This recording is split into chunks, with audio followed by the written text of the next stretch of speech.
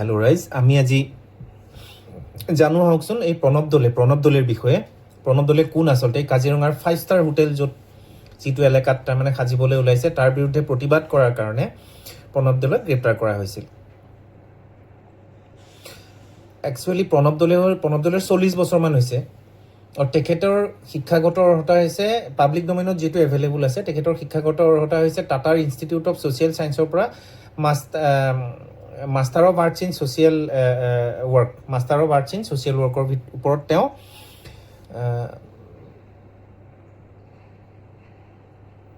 Post graduate কৰিছে, master degree কৰিছে, স্নাতকোত্তৰ ডিগ্ৰী এটা কৰিছে।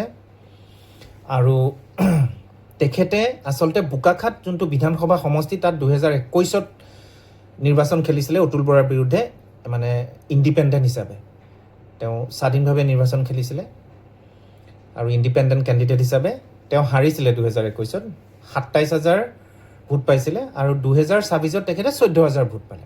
মানে বোকাখাতৰ ৰাইজে মন্ত্ৰী অতুল বৰাক ইমানেই ভাল পায়, গতিকে প্ৰণৱ দলে কোনো গুৰুত্বই নিদিলে। প্ৰণৱ দলে তাৰমানে মানুহেই নহয় বোকাখাতৰ ৰাইজৰ বাবে।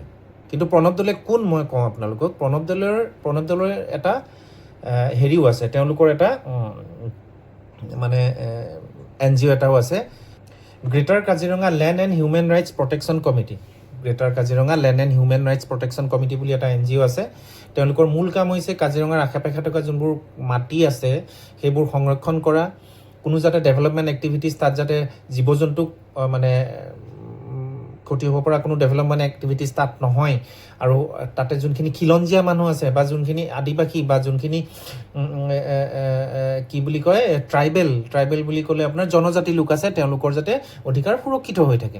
তাৰ বাবে greater Kaziranga land and human rights protection committee বুলি এটা NGO আছে তেখেতৰ। আৰু তেখেত আচলতে কোন বুলি ক'বলৈ হ'লে তেখেতৰ লেভেলটো বহুত হাই লেভেলৰ।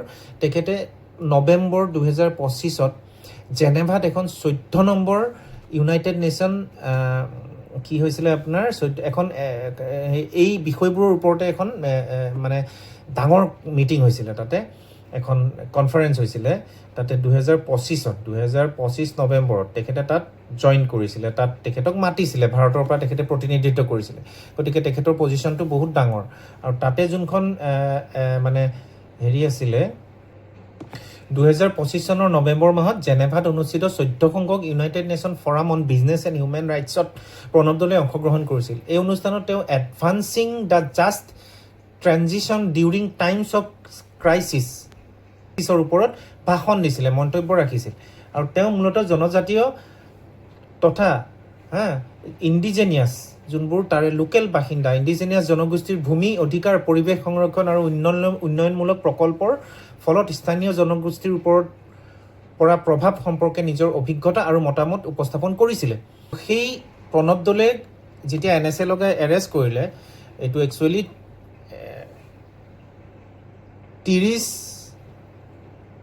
জুলাইত তেখেতক NSAৰ আণ্ডাৰত এৰেষ্ট কৰিছে। এৰেষ্ট কৰাৰ পিছতে 2026 জুলাই মাহৰ পিছতে তাৰে ইউনাইটেড নেশ্যনৰ কেইবাজনো বিশেষজ্ঞই ইয়াৰ ওপৰত ধিক্কাৰ দিছিলে আন্তঃৰাষ্ট্ৰীয় লেভেলতো। এই খবৰটোৱে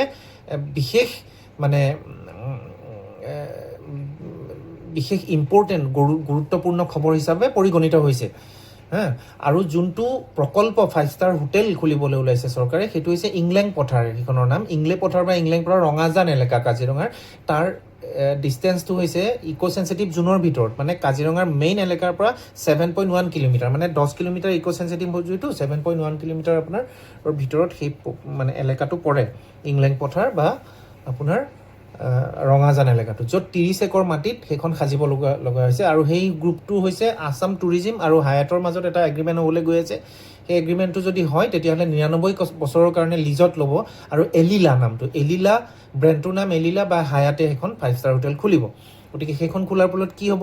সেইখন খোলাৰ ফলত তাতে জনসমাগম বেছি হ'ব আৰু ইক' চেঞ্চিটিভ জোনৰ ভিতৰত সোমাই যোৱা মানে ডিউৰিং ফ্লাড জীৱ জন্তুবোৰ, আৰু এখন 5 ষ্টাৰ হোটেল হোৱা মানে লগতে আৰু ডেভেলপমেণ্টেল এক্টিভিটিজ হ'ব, লগে লগে জীৱ জন্তুবোৰৰ অসুবিধা হ'ব। সেই বস্তুটো তাৰে জনসাধাৰণে বিশেষকৈ প্ৰণৱ দলে আগভাগ লৈছিলে, সেইবাবে প্ৰণৱ দলে এৰেষ্ট কৰা হ'ল বুলি পেপাৰে পত্ৰই ওলাইছে বা সকলোৱে সেইটো জানে। এতিয়া কথা হৈছে প্ৰণৱ দলেৰ এৰেষ্টৰ ঘটনাটো কি? 28 জুন 2024 প্ৰণৱ দলে যোনটো greater Kaziranga land and greater Kaziranga যোনটো NGOৰ নাম ক'লোঁ মই, সেই NGOটোৰ আণ্ডাৰত তেওঁলোকে এখন মানে প্ৰটেষ্ট কৰিছিলে, এখন জনসভা পাতিছিলে। জনসভা পাতাৰ ফলত সেই এলেকাটোত য'ত সাজিব 50জন এক্টিভিষ্ট মানে আন্দোলনকাৰী লগ লাগি এখন জনসভা পাতিছিলে। আৰু তাত পুলিচে কোৱা মতে তেওঁলোকে তাৰ যোনবোৰ আচবাব আছিলে, এলেকাটোৰ যোনবোৰ আচবাব আছিলে, সেইবোৰ আঁতৰাই পেলাইছিলে আৰু পাব্লিক প্ৰপাৰ্টি ধ্বংস কৰা বুলি তেখেতক 12 জুলাইত এৰেষ্ট কৰিছিলে গুৱাহাটীৰ পৰা এৰেষ্ট কৰিছিলে। এৰেষ্ট কৰাৰ ফলত তেখেতক কি হ'ল, সেই গোচৰটোৰ আণ্ডাৰত, যোনটো গোচৰ লগাইছিলে চৰকাৰে, সেই গোচৰটোৰ আণ্ডাৰত তেখেতক বেইল পালে 29 জুলাইত বেইল পালে তেখেতে। যিহেতু পাব্লিক প্ৰপাৰ্টি ধ্বংস কৰা বুলি কৈছে, চৰকাৰৰ মতে সেইখিনি চৰকাৰী মাটি, 30 একৰ মাটি, আৰু তাতে যোনবোৰ জনজাতি লোক আছে তেওঁলোকে বছৰ ধৰি সেই মাটিখিনিত খাই বৈ জীৱিকা নিৰ্বাহ কৰি আছে। আৰু তেখেতে সেই লোকসকলে তেনেকুৱা এটা প্ৰজেক্ট হোৱাটো বিচৰা নাই, যিহেতু মাটিবোৰ তেওঁলোকে ব্যৱহাৰ কৰি আছে। আৰু চৰকাৰে ক্লেইম কৰা মতে সেইখিনি চৰকাৰী মাটি। বাৰু চৰকাৰী মাটি হওক নহওক, কিন্তু ইক' চেঞ্চিটিভ জোনৰ ভিতৰততো আমি সজাটো উচিত নহয়, জীৱ জন্তুবোৰৰ কাৰণে কিমান বিপদজনক।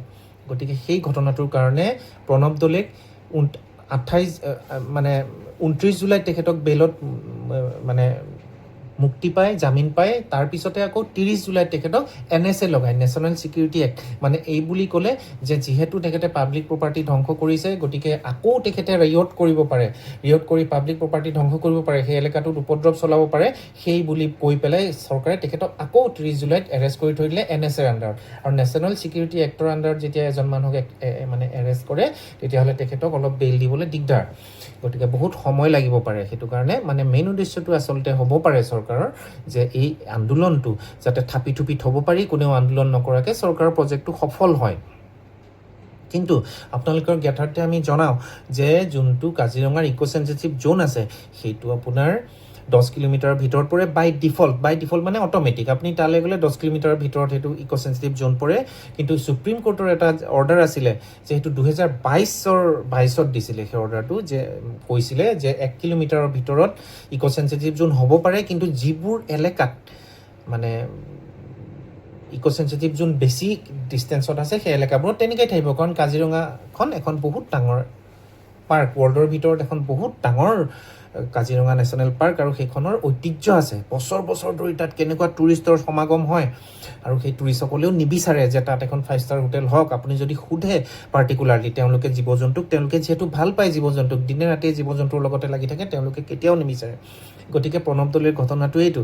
কিন্তু প্ৰণৱ দলৰ মানে 29 তাৰিখৰ যোনটো বেইল পালে সেইটো ঠিক আছিলে, কিন্তু 30 তাৰিখে তেখেতক NSA লগোৱাটো আচলতে গোটেই মানে মিডিয়াত এইটো মানে আলোচনা হৈছে, বা সকলোৱে ইয়াক ধিক্কাৰ দিছে। আন্তঃৰাষ্ট্ৰীয় লেভেলতো কেইবাজনো বিজ্ঞানীয়ে ধিক্কাৰ দিছে যে তেখেতক এনেধৰণে এৰেষ্ট কৰিব নালাগিছিল। প্ৰণৱ দলে বহুত শিক্ষিত ল'ৰা, তেখেতে তাৰে যোনবোৰ ইণ্ডিজেনিয়াছ মানুহ আছে বা জনজাতি আছে, তেওঁলোকৰ অধিকাৰৰ বিষয়ে লাগি আছে। আৰু কাজিৰঙাৰ ভিতৰত তেখেতে ডেভেলপমেণ্ট প্ৰজেক্ট হোৱাটো নিবিচাৰে, সেইটো আমিও নিবিচাৰোঁ, আমি জনসাধাৰণ হিচাপে আমিও নিবিচাৰোঁ। গতিকে সেই এলেকাটো 7.1 কিলোমিটাৰৰ ভিতৰত পৰে। এইখিনিয়ে হ'ল প্ৰণৱ দলে। এতিয়া ৰাইজে চিন্তা কৰক প্ৰণৱ দলেৰ যোনটো এৰেষ্ট, সেইটো কিমান বৈধ বা চৰকাৰে কিমান ভাল কাম কৰিছে। গতিকে সেইখিনি হ'ল প্ৰণৱ দলে। আৰু প্ৰণৱ দলৰ বিষয়ে, প্ৰণৱ দলে কিন্তু এৰাগেৰা মানুহ নহয়। কিন্তু আচৰিত কথা, প্ৰণৱ দলেৰ নিচিনা এজন মানুহ 2021ত ইণ্ডিপেণ্ডেণ্ট হিচাপে নিৰ্বাচন খেলিছে, সেই সমষ্টিৰ ৰাইজে তেখেতক বিট্ৰে কৰিছে, তেখেতক ভোট দিয়া নাই, অতুল বৰা ডাঙৰীয়াক দিছে। যিহেতু অতুল বৰা ডাঙৰীয়াইহে আপোনালোকৰ উন্নতি কৰিব পাৰিব, আৰু অতুল বৰা ডাঙৰীয়া খুব মানে নিৰ্ভীক আৰু খুব ভাল মানুহ। তেখেতে বছৰ ধৰি বোকাখাট সমষ্টিৰ পৰা জিকি আছে আৰু খুব উন্নতি কৰিছে ৰাইজৰ। গোটেই বোকাখাট সমষ্টিৰ ৰাইজ খুব সন্তুষ্ট। গতিকে প্ৰণৱ দলেৰ নিচিনা সাধাৰণ মানুহ এজনক কিয় ভোট দিব? গতিকে তেখেতক 2021টো দূৰৰে কথা, 2026তো তেখেতক হৰুৱাইছে। 2021 27,000 ভোট পাইছিল, 2026ত মাত্ৰ 14,000 ভোট পালে। গতিকে বোকাখাট সমষ্টিৰ ৰাইজ কিমান সজাগ, কিমান তেখেতসকলৰ বিবেক আছে, গতিকে এইবোৰ কথাৰ জৰিয়তে গম পায়। গতিকে ধন্যবাদ। প্ৰণৱ দলৰ বিষয়ে মই এইখিনিয়ে ক'লোঁ, আৰু তাকে কৈ আজি মোৰ বক্তব্য সামৰণি মাৰিলোঁ। ধন্যবাদ। আপোনালোকে মোৰ ভিডিঅ'বোৰত ইমান ৰেছপন্স দিছে, তাৰ বাবে মই আচলতে ভবা নাছিলোঁ যে আপোনালোকে ইমান ৰেছপন্স দিব বা মোৰ কথাবোৰ আপোনালোকে ইমান ভাল পাইছে। মই কমেণ্টবোৰ পঢ়ি খুব ভাল পাইছোঁ আপোনালোকে। গতিকে তাৰ বাবে অশেষ ধন্যবাদ, অশেষ কৃতজ্ঞতা মোৰ ফালৰ পৰা থাকিল, আৰু ধন্যবাদ।